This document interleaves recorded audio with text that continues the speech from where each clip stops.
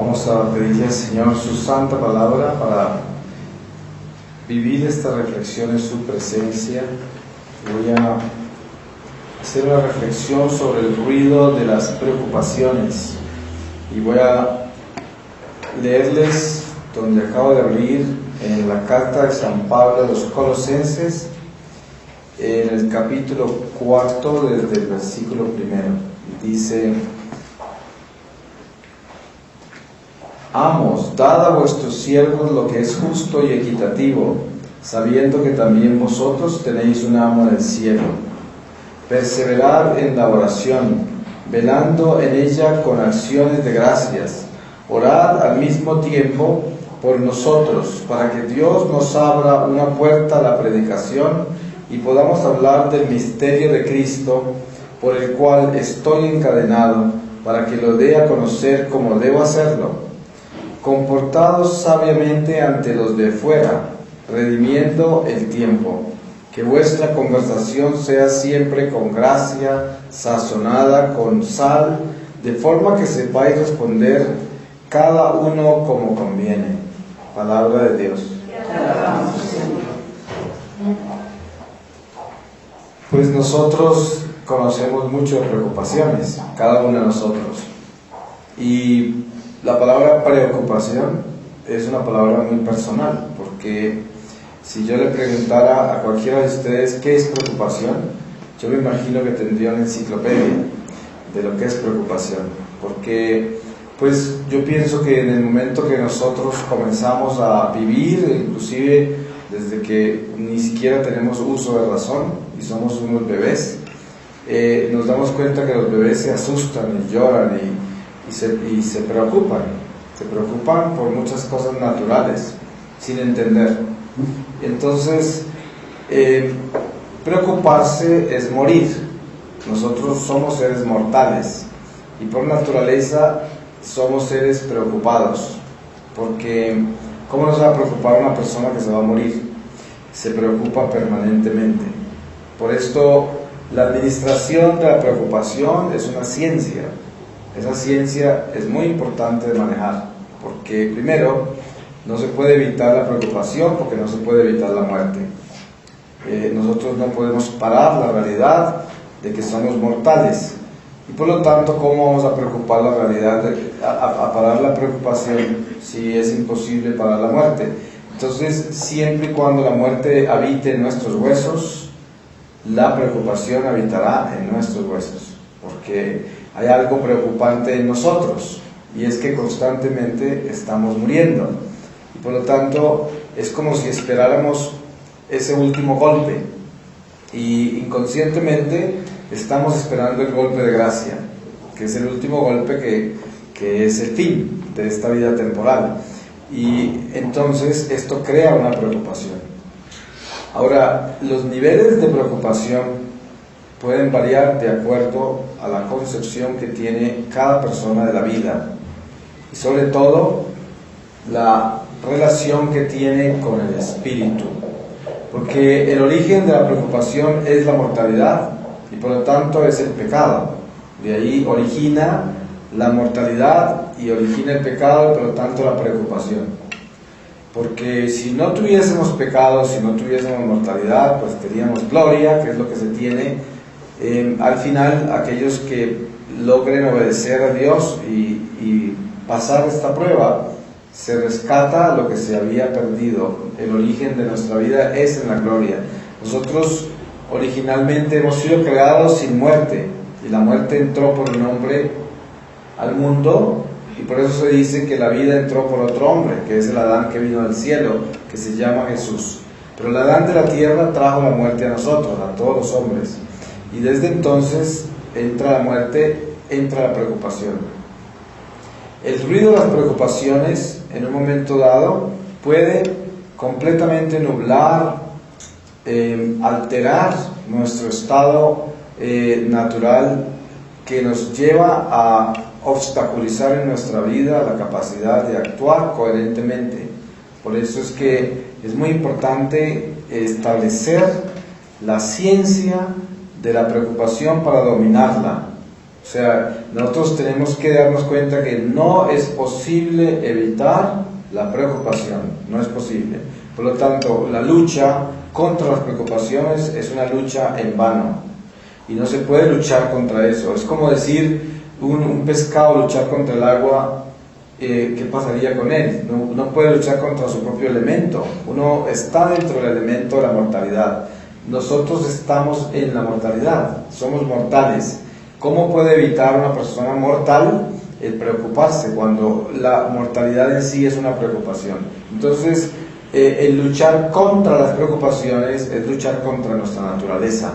Eso no quiere decir que esa es nuestra naturaleza original. Precisamente la mortalidad es una imperfección y por esa razón el alma no la acepta. Como el alma no muere, y aunque el alma caiga al abismo eterno de la oscuridad, el alma continúa existiendo. Por lo tanto, el alma no termina nunca. ¿Sí? Y hay una muerte espiritual que es la separación del amor de Dios en la condenación eterna, pero el alma continúa. ¿No se dan cuenta ustedes que se hablan de los tormentos eternos del infierno? No dice los tormentos temporales de acuerdo a la sentencia de cada alma, sino eternos. Y si es eterno, entonces el alma no muere. Por eso es que el alma que está en nosotros y que es el mismo ser nuestro, que misteriosamente está dividido en esos estados, el alma no acepta la muerte, porque el alma no conoce la muerte, no sabe, el alma es inmortal y está en un cuerpo mortal. Y ahí es lo que San Pablo dice, que parece como si el cuerpo estuviera luchando constantemente contra el alma, porque el uno pues está tendiendo hacia las cosas mortales y no puede preocuparse de más. Si ese cuerpo es cuerpo mortal y ve que se está desvaneciendo y que se está acabando y que sabe que viene el fin. El alma sabe que no se muere, conoce la verdadera razón de existir, que es eternidad, que Dios la creó eternamente, y por lo tanto no acepta la mortalidad de la carne. Entonces, ¿cuál es la razón precisa por la cual Jesucristo se hace hombre entre nosotros? Y nos muestra la muerte también, pero para superarla. Sin embargo, no la muestra, porque Él nos muestra muerte en la cruz, y lo entierran, y sale, pero nos mostró la muerte. Él venía a devolvernos la gracia de la vida, pero Él pasó por la muerte. Y lo que Él hace es que viene a establecer ese puente entre la mortalidad y la inmortalidad. Y ese puente es Jesucristo. Jesús es la vida, por lo tanto, Él se acuesta sobre esa mortalidad nuestra y se extiende para que pasemos sobre Él hacia la vida. Porque es pasar hacia el alma que añora esa eternidad también en su cuerpo físico y que sabe que ese cuerpo físico se le está muriendo. Es como cuando una esposa ve que se le está muriendo el esposo. Entonces siente una angustia y no tiene forma de solucionarlo y se le va a morir.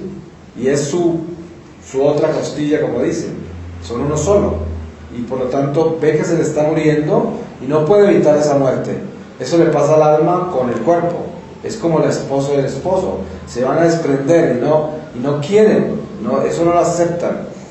Uno de los pensamientos más difíciles entre esposo y esposa cuando tienen un verdadero matrimonio en Dios es la muerte. Inclusive hasta la gente que se ama por ahí en desorden tiene miedo a la muerte, a perderse el uno al otro, porque es esa mortalidad que nos lleva a esta preocupación. Y en este sentido de Cristo, de la redención, el Señor es la única medicina para nosotros vivir las preocupaciones con la sabiduría de Dios. Porque la preocupación, como no se puede evitar, entonces hay que darle coherencia.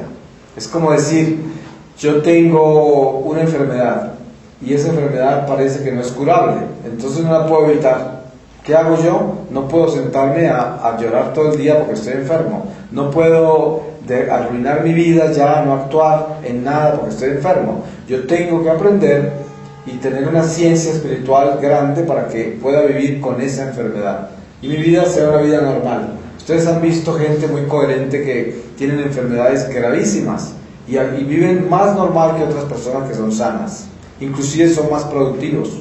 Hay veces personas con enfermedades inmensamente graves son mucho más alegres son mucho más activos y productivos que personas que tienen la plenitud de la salud. Es quizás una de las pérdidas más grandes que puede haber, es una persona con plena salud y que no actúe, que no sea una persona que dé frutos, porque esa es una desgracia.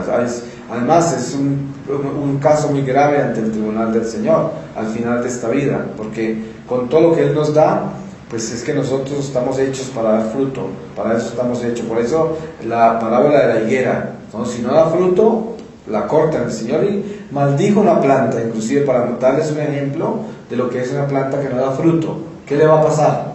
Se va a volver cenizas. Eso es lo que se vuelve al final de esta vida. Por eso el perezoso, la gente que busca siempre excusas para no hacer cosas, para no dar más, esas personas están en mucho problema con Dios, porque al final de esta vida no va a ser bonito, porque precisamente la vida nuestra está para dar fruto, hay que dar fruto. Somos esos árboles plantados en el jardín de Dios y nos plantó para dar fruto, no para ser plantas estériles ahí que están simplemente vegetando, comiendo, subsistiendo, usando el suelo, usando todo y no dan fruto.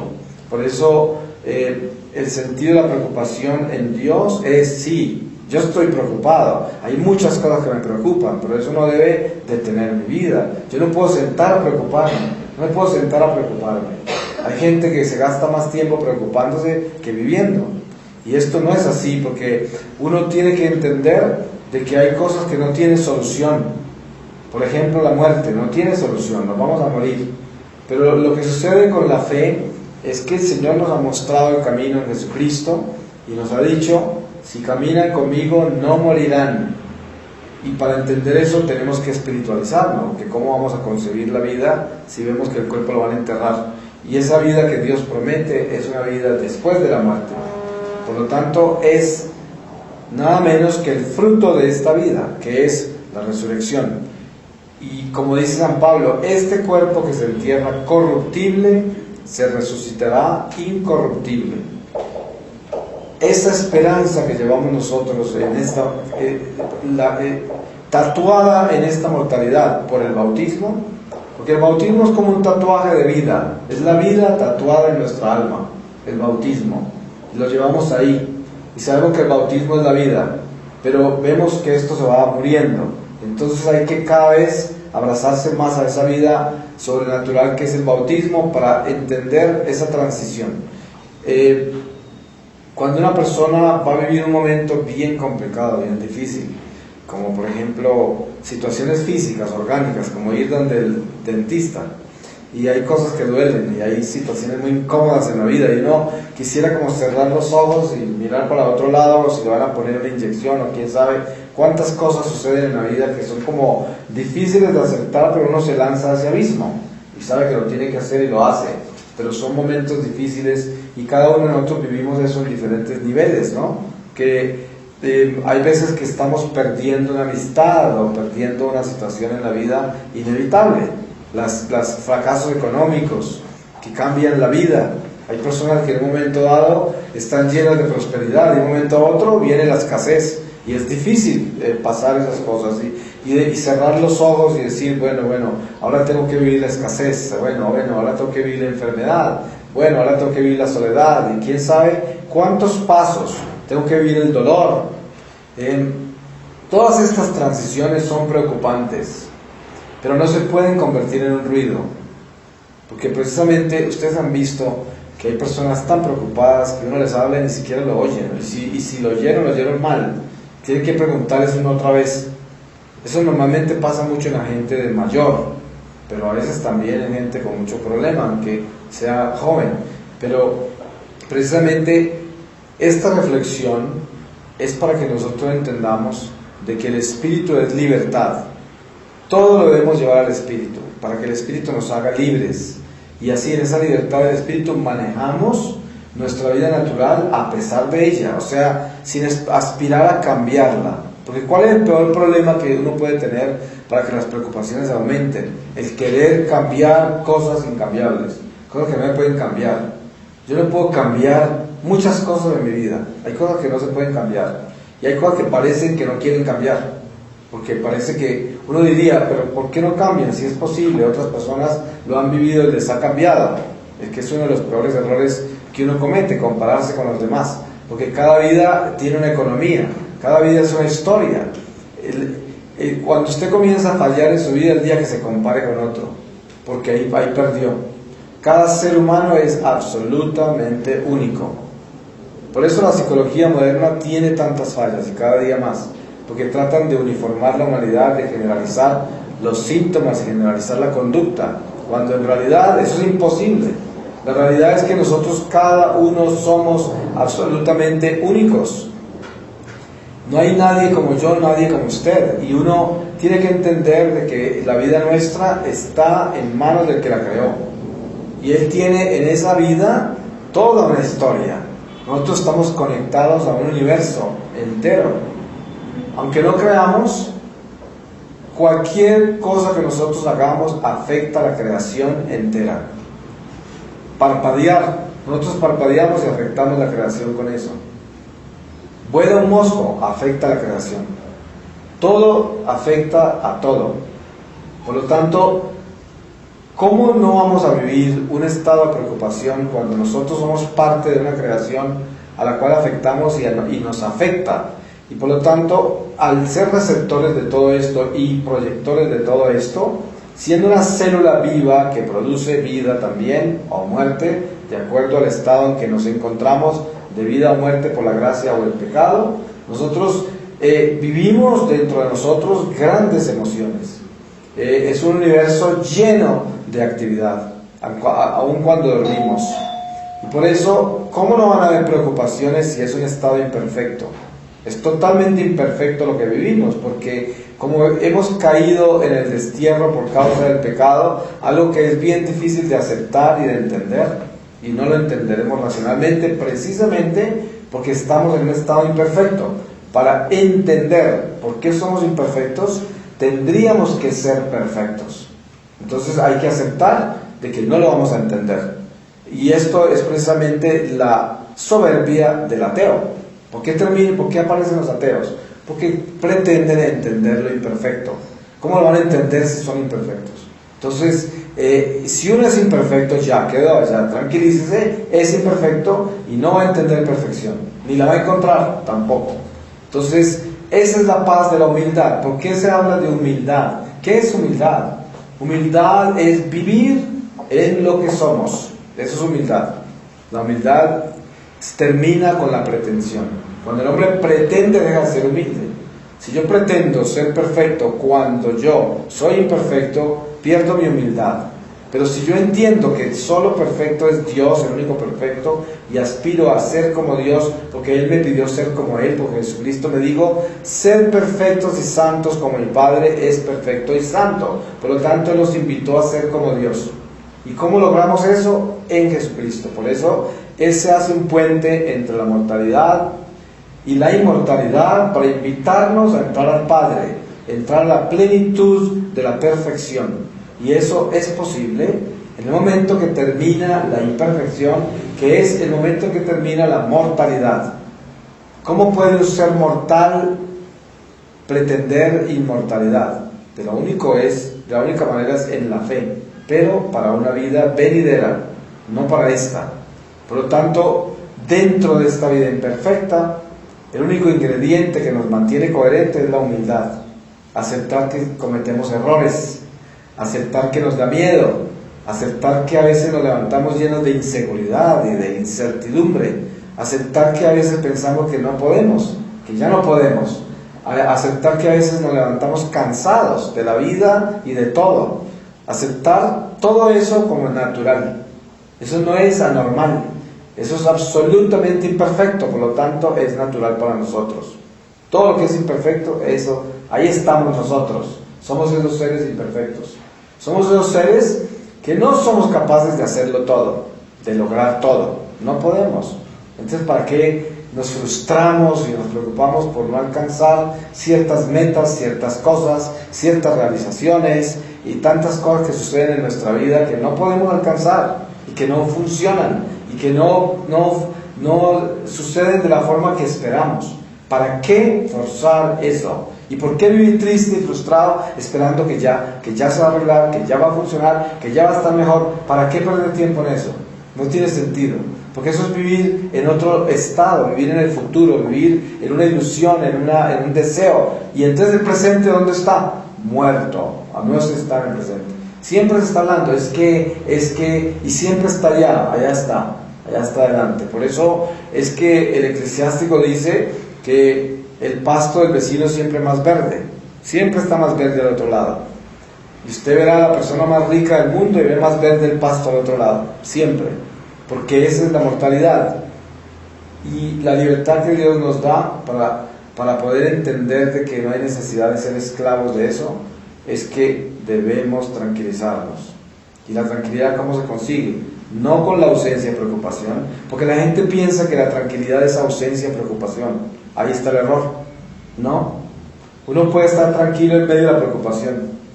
Suena completamente absurdo lo que estoy diciendo, pero es una realidad, porque es como decir, yo tengo un dolor horrible, pero lo vivo y no va a estar ahí enloqueciéndome porque tengo un dolor. Eso no paró el dolor, pero no me dominó hasta el punto de que yo me convierta en el dolor.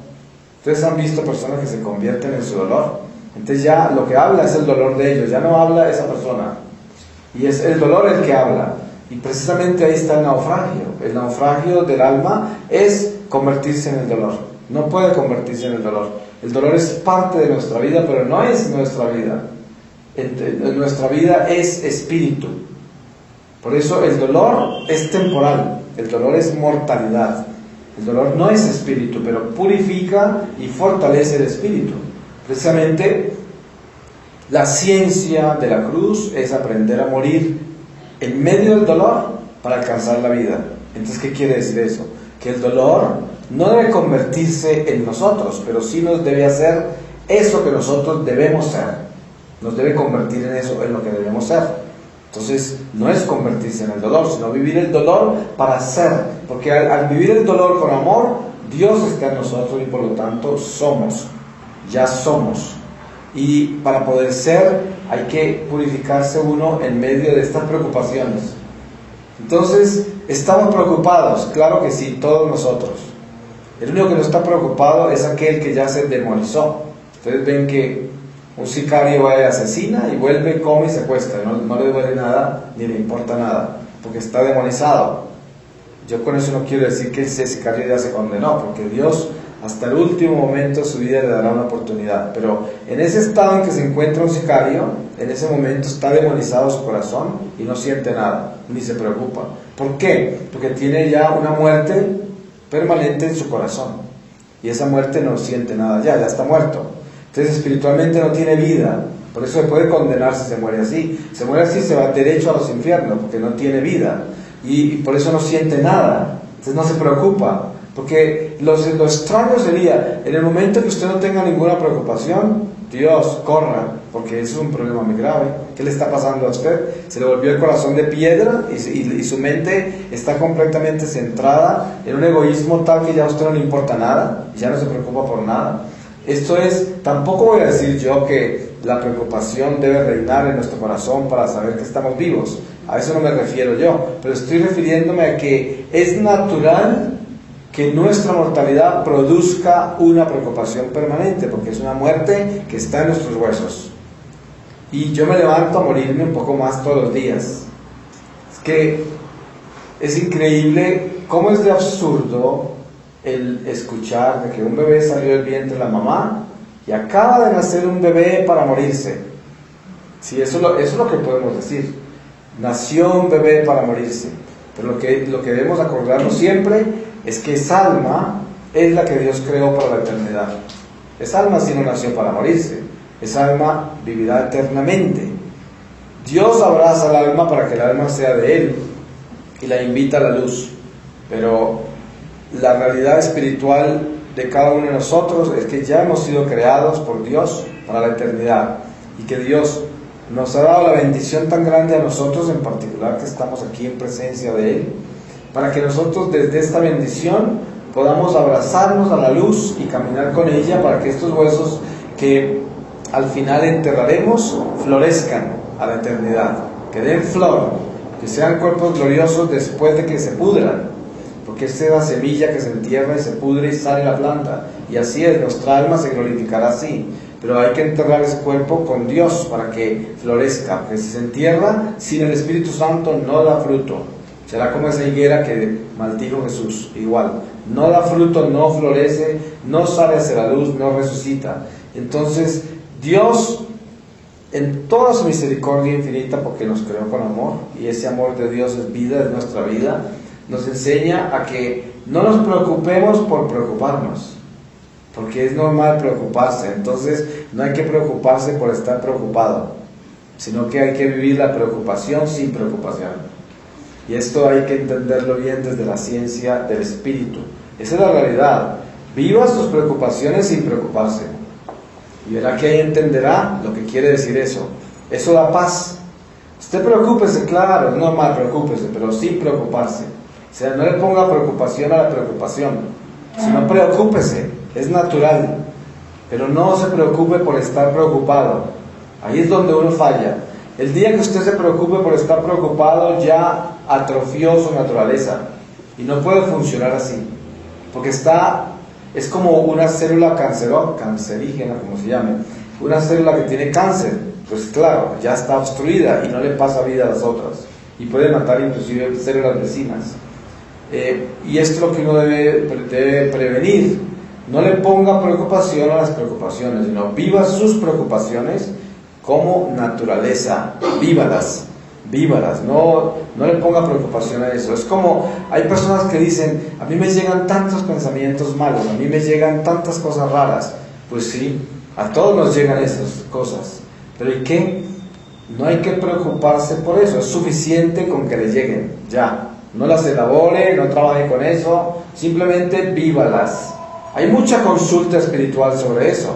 Consultas espirituales, qué tan raro que estaba orando y me llegó un pensamiento inmundo, horrible, iba a comulgar y se me vinieron tales pensamientos. Es lo más común que la gente pregunta y se preocupa. Es que eso es tan normal, el pensamiento nuestro es imperfecto, absolutamente imperfecto, no es perfecto.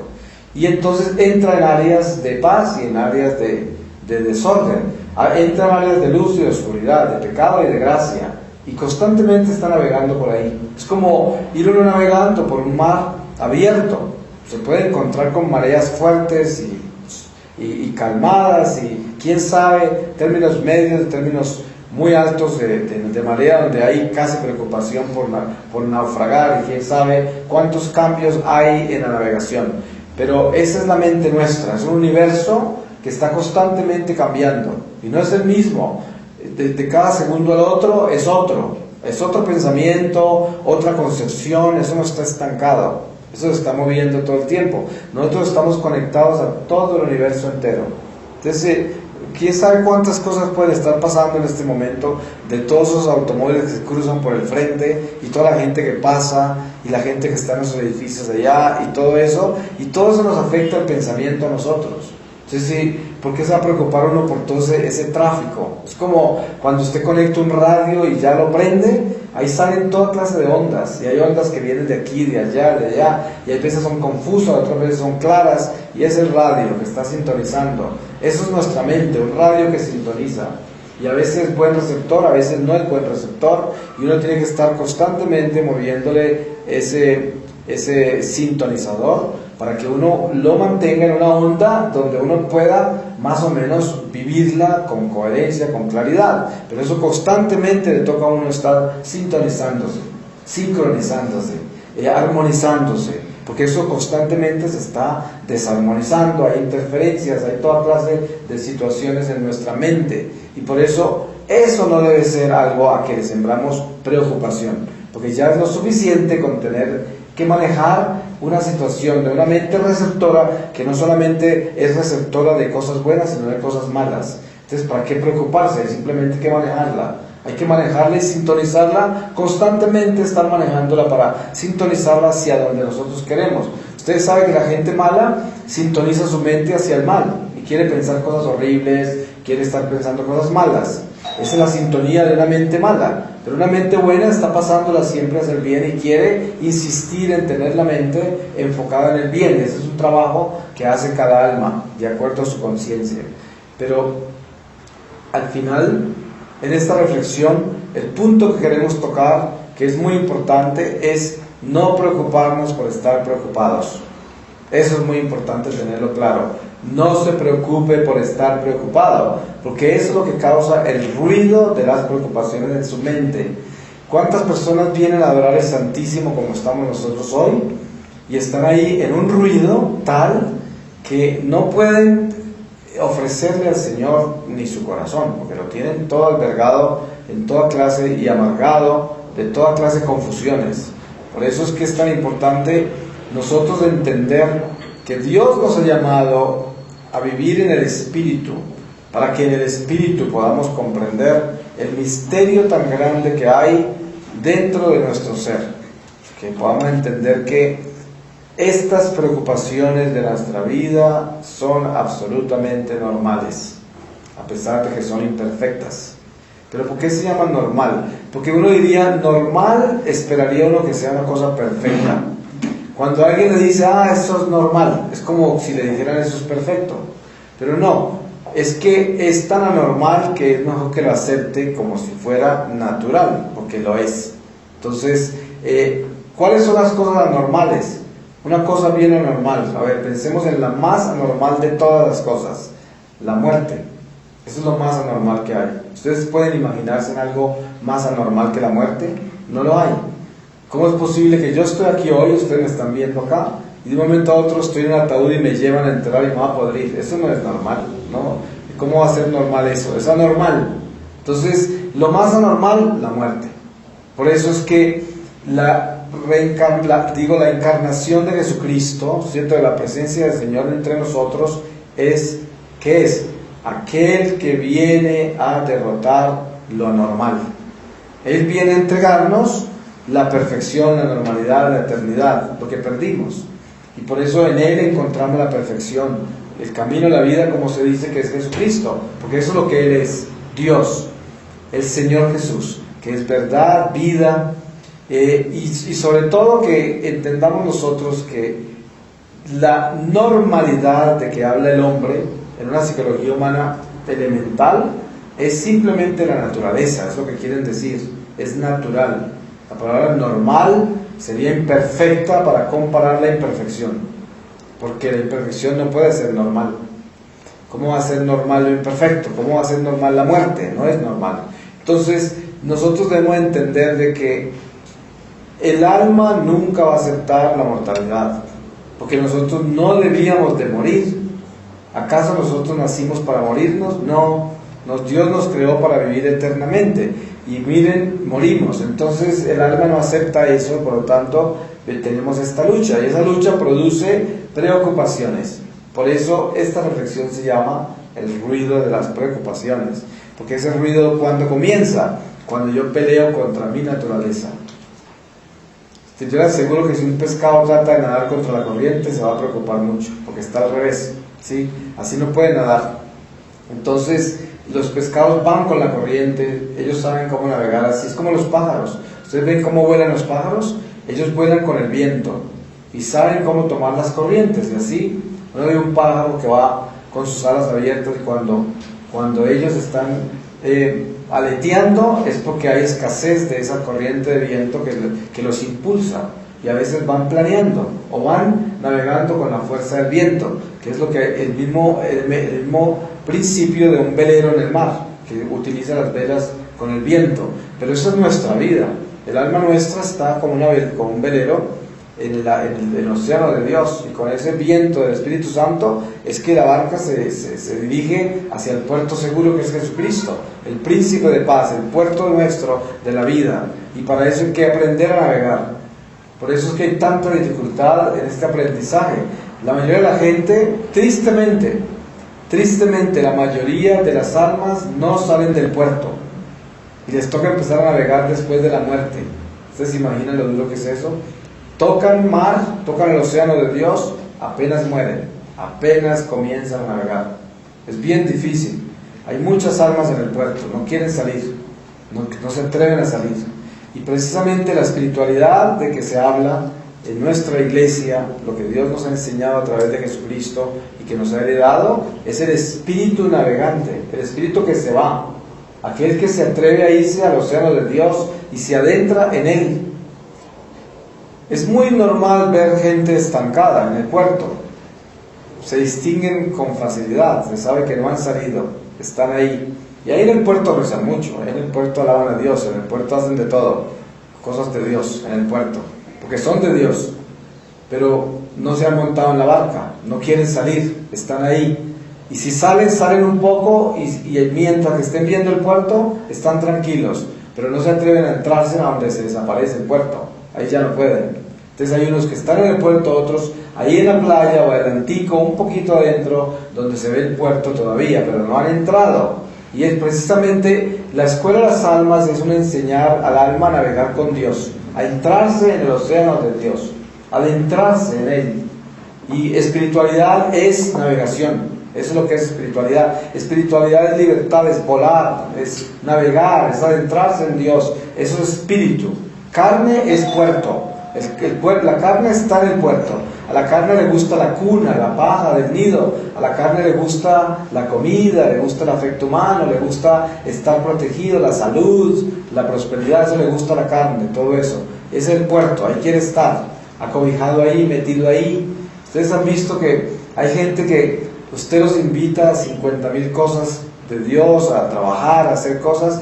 Están tan metidos en su carne, en su nido, en sus cositas de esas del puerto, que no alcanzan a sacar tiempo para eso, porque todo el tiempo lo meten en el nido, en su cosa, en su afecto, en su carne, en el puerto. No navegan, no salen. Y ahí en ese puerto son grandes orantes, y ahí aman a Dios, y ahí lo alaban, y ahí tienen hasta cosas, hasta ven cosas en el jabón y en toda parte, porque escuchan voces, y quién sabe cuántas cosas les pasan, porque son de Dios. Pero qué tristeza, son marineros que no quieren navegar. Y precisamente el llamado en el espíritu es a salir de la cuna, a salir del nido, porque somos pájaros grandes ya tenemos que salir, hay que salir a navegar, y a pesar de las preocupaciones que la vida trae, porque no las podemos evitar, tenemos que caminar con eso.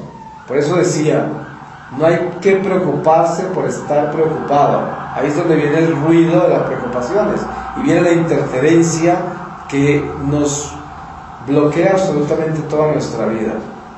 Hay personas que sabemos que están completamente desarmonizadas porque están preocupadas por las preocupaciones.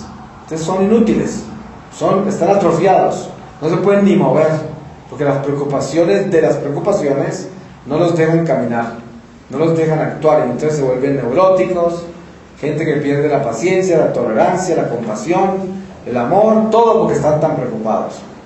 Y inclusive esa palabra les sale muy comúnmente de la boca, muy a menudo. Estoy muy preocupado, estoy preocupado, estoy preocupado, claro, porque esa es como la bandera, con eso navegan dentro de su puerto que no tiene destino, porque ese puerto donde están estancados es una navegación en el pantano. Es como el que navega en el pantano de la lluvia. Ahí no hay nada que hacer, para ninguna parte va a llegar, y piensa que está haciendo mucho con esas preocupaciones, cuando lo que está haciendo es destruyéndose. No hay salud, no hay posible salud mental en una persona que se preocupa por estar preocupada, porque es como, hay situaciones particulares, como las condiciones de salud. Hay personas que tienen una condición de salud que le altera el sistema nervioso, por ejemplo, y el sistema nervioso produce una cantidad de sensaciones, presentimientos, incertidumbres, inseguridades, miedos, fobias, a veces por la misma medicina que se está tomando, a veces por la dieta que una persona tiene. Por ejemplo, la gente que come muy mal, que come comida que consideran como comida que es basura, que son puras cosas que no alimentan y engordan y hacen daño, ese tipo de personas en un momento dado pierden la salud mental y terminan en unos estados de incertidumbre y de situaciones horribles que no saben qué son, y son simplemente orgánicas. Si una persona de esas se desintoxicara físicamente, recuperaría su salud mental, y el sistema nervioso recuperaría su salud, y ya no tendría todo ese hemisferio espantoso de preocupaciones anormales, porque en este caso yo lo llamaría anormal porque es lo más coherente es estar preocupado, es coherente. ¿Sabe por qué? Porque si usted se levanta y usted no se preocupa por actuar, entonces le falta esa preocupación para moverse. Sí, pero eso es una preocupación sana, porque esa preocupación es como una estima, no la autoestima, que yo no hablo de eso, porque solo tenemos cristoestima, pero el hombre se mueve por estima. Si no tiene estima, no le puede levantar de la cama. ¿Qué es lo que le levanta a usted de la cama? Su estima. ¿Pero qué es estima? ¿De dónde viene? Pues de Dios, que es la fuerza de la vida, que es el soplo de la vida. Entonces, cuando uno no tiene el impulso para actuar, para hacer las cosas que tiene que hacer, o para dar más, para producir más, es porque le falta esa preocupación natural que lo lleva a actuar. Y esa preocupación es como, uno se debe preocupar por amar, no debe preocuparse por eso, yo debo preocuparme por amar. Pero entonces no tengo que preocuparme por no estar preocupado por amar, sino que debo empezar a preocuparme por amar. Y eso es lo importante, que si empiezo a preocuparme porque no me preocupo por amar, eso quiere decir que en cierta forma me estoy atrofiando por buscar hacer lo que no estoy haciendo. Esa es la disculpa de mucha gente. Hay gente que dice, ay no, por mucho que trato, yo no puedo perdonar. Por mucho que trato, es que no tengo paciencia, se me acaba la paciencia. Eso no es verdad, eso es simplemente una actitud. Esa actitud es una decisión que yo tomo. Yo quiero ser así, eso es lo que quiero hacer y así actúo. Y no quiero cambiar, porque la realidad es que yo sí puedo. Yo me puedo preocupar por perdonar. Yo me puedo preocupar por amar más. Yo me puedo preocupar por dar más. Yo me puedo preocupar por ser más paciente, más tolerante, más compasivo. Todo eso me puedo preocupar por eso. Pero no me puedo preocupar por no estar preocupado por amar más. No me puedo preocupar por no estar preocupado por perdonar. Eso ya es un truco increíble que tenemos nosotros en nuestra naturaleza mala, que siempre, muy inteligentemente, sacamos esta justificación. Estoy preocupado porque no me preocupo por perdonar. ¿Qué tal eso, la astucia de eso? Es astuto. Por eso, esas consultas espirituales cuando dicen, ¿qué hago para perdonar? Es una mentira. Es una absoluta mentira. Es como decir, ¿qué hago para dejar de ser ladrón? ¿Sí? ¿Qué hace? No robe, ¿cierto? ¿Qué hago para dejar de mentir? No mienta. Entonces, ¿qué hago para perdonar? Perdone. Es muy sencillo, pero el ser humano es tan astuto, somos tan astutos que sacamos toda esta farsa de estar preocupados por no estar preocupados por hacer esto. Entonces no hay que ponerle preocupación a la preocupación y tampoco hay que ponerle la preocupación por no estar preocupados, porque si descubrimos que la preocupación a cambio de ser un defecto es una virtud, si nosotros lo utilizamos como estima para hacer las cosas. Ustedes han visto las madres, padres de familia con los hijos que dicen, este no se preocupa de nada, es un irresponsable. Ustedes han visto que esa palabra se utiliza. Entonces, esa palabra preocupación no es mala, porque si no tenemos esa preocupación nos volvemos unos irresponsables, ¿sí? Unas personas que no hacemos lo que tenemos que hacer. Pero lo que es malo es preocuparse por la preocupación, porque ahí sí se convierte esto en algo que no debe ser y que nos atrofia la vida. Entonces la salud espiritual del hombre descansa en la ciencia de buscar el bien permanentemente en todas las cosas. Ahí descansa la salud. La salud no se adquiere de otra forma.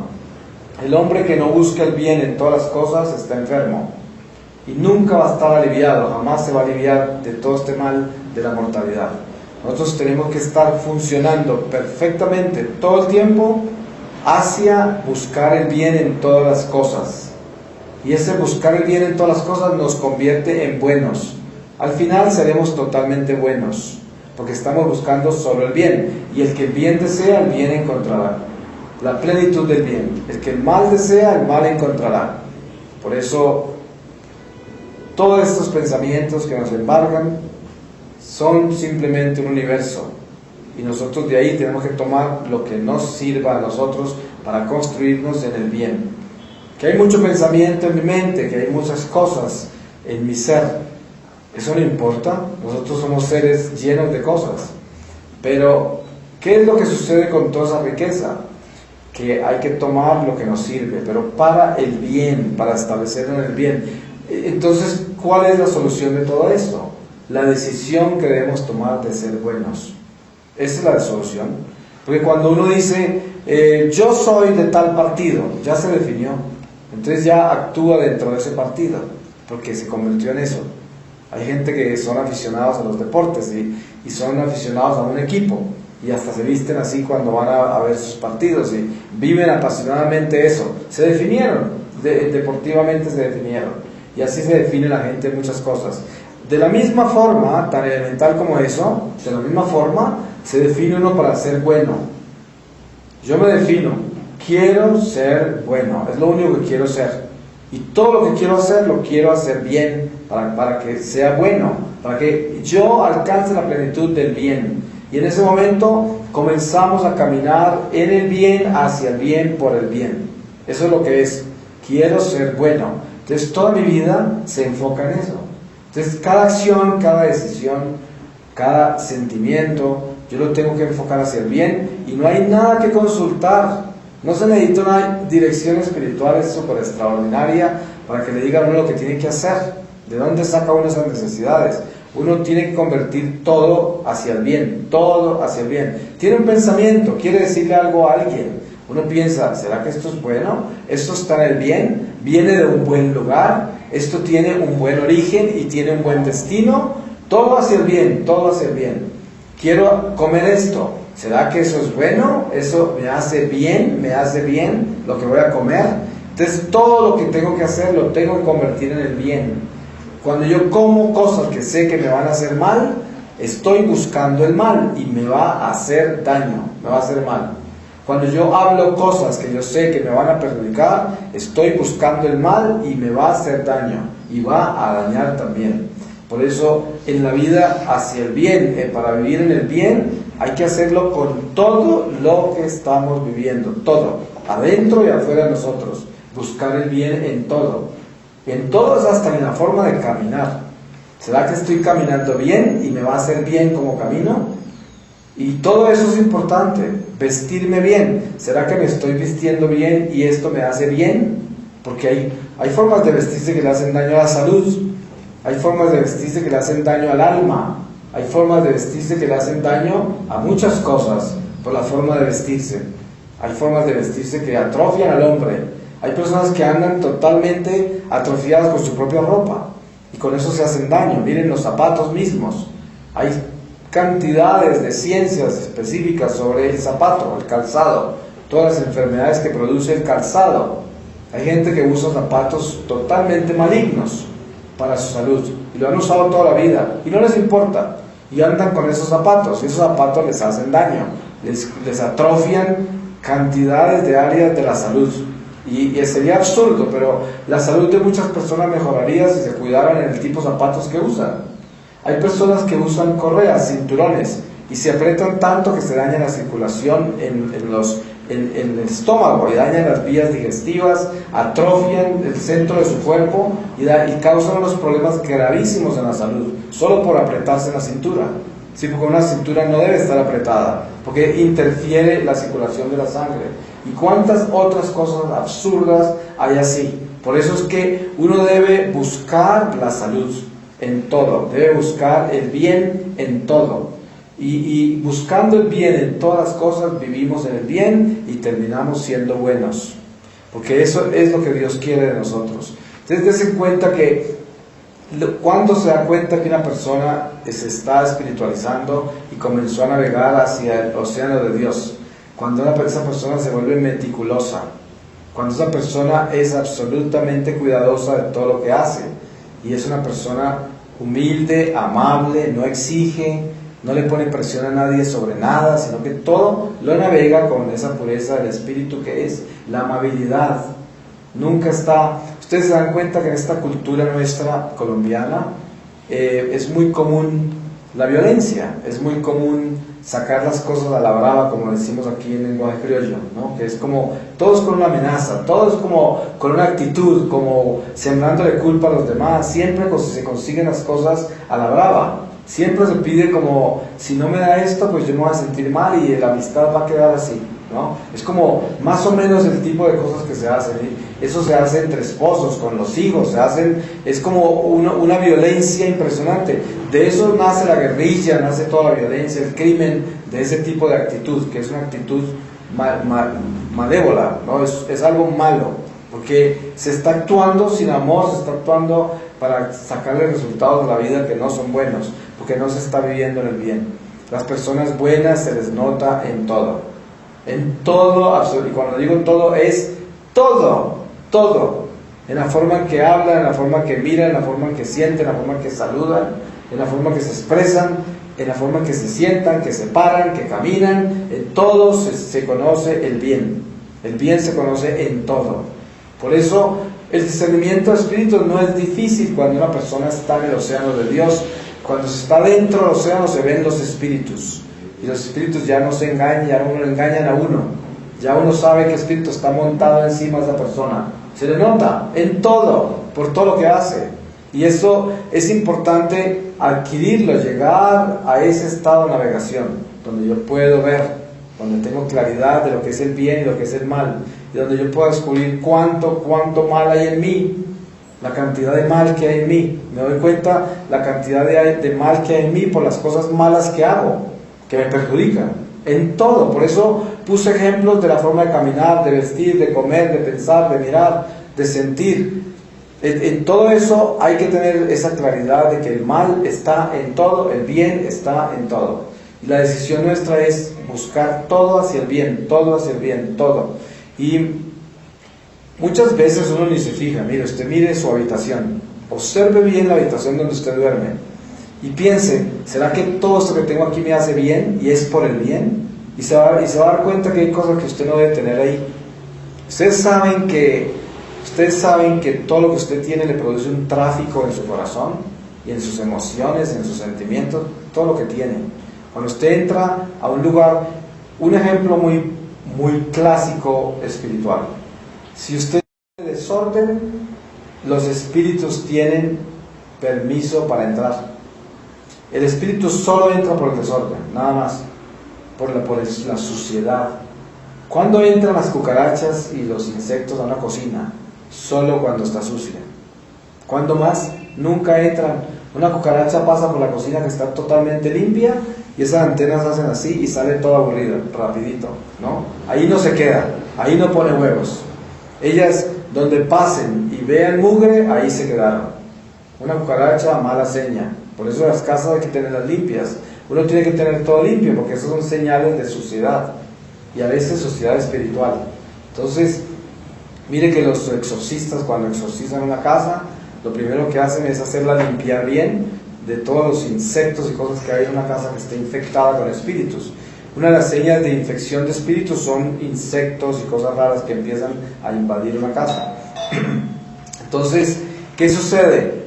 Se dice en las leyes monásticas, por ejemplo, los padres del desierto, o leyes monásticas como San Juan de Clímaco o San Benito, ellos terminaron con celdas, los monjes. En las celdas solo tenían su cama y un crucifijo, nada más, ni siquiera una silla, ni un escritorio, ni un cuadro de nada, solo el crucifijo y la cama, una cama dura, ¿sí? Y eso era todo, pero eso estoy hablando de monjes, ¿no? Pero de ahí, nosotros tenemos que, de esas leyes monásticas, si queremos ser personas espirituales, de ahí tenemos que recorrer y trasladarnos al estado de vida en que estamos y mirar bien nuestra celda, que al final de cuentas es una celda. Entonces ahí usted reposa y ahí usted se levanta. Sí, lo último que ve antes de acostarse en su cuarto, lo primero que ve es cuando se levanta. Es muy importante eso. Entonces, pueden haber cosas en su habitación que no los llevan al bien y que además le producen un tráfico, unas cosas. Usted sabe, usted mira un cuadro y ese cuadro lo impacta, le produce pensamientos. Ese cuadro representa toda una historia. Y por eso es que en el mundo pagano son muy comunes los paisajes en las casas, en cuadros, porque eso le da supuestamente paz a la gente, porque ellos no tienen espíritu, vida espiritual, y la vida espiritual la proyectan en el arte. lo proyectan en la decoración interior, en otras cosas, en la música, lo proyectan en los aromas, lo proyectan en cosas así, proyectan la espiritualidad exterior, como la paz exterior la compran con situaciones, con objetos, con arte. Nosotros no necesitamos eso.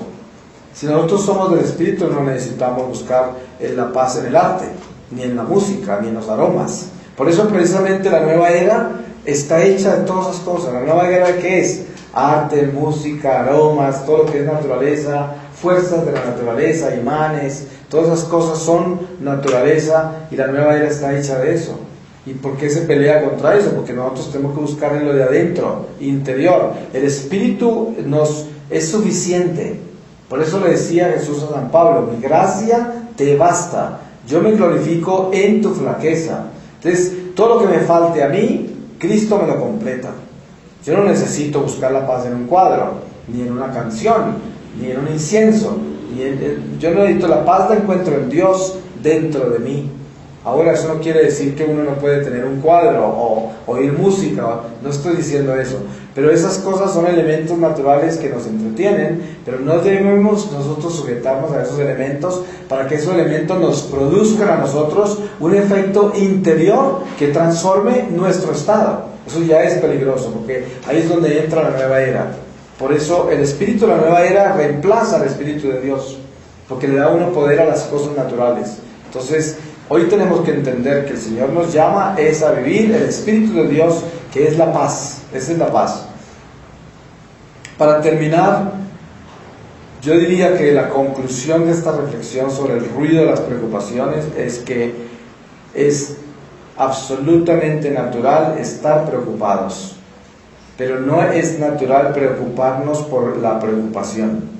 Por eso la salud mental, la salud emocional, la salud espiritual tiene que sujetarse a la ciencia de la cruz, que es natural estar preocupado porque somos mortales y nos estamos muriendo todos los días, y ¿quién nos va a preocupar por eso? Y encima de todo se nos está muriendo todo el mundo alrededor que nosotros queremos y estamos apegados a ellos, y se nos van a morir también. Quién sabe cuál primero que el otro, pero todo eso causa una incertidumbre en nuestra vida y es absolutamente natural, y por eso no podemos pelear contra esa corriente, y sin darnos cuenta esas cosas afectan otras.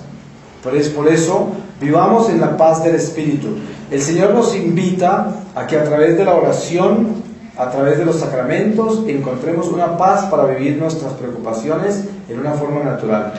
Y por eso Dios nos invita totalmente a eso, a que vivamos esas preocupaciones en una forma natural, con el Espíritu de Dios, y que no nos consideremos de que somos personas fuera de sitio porque estamos preocupados, porque lo más preocupante sería que no lo estuviéramos.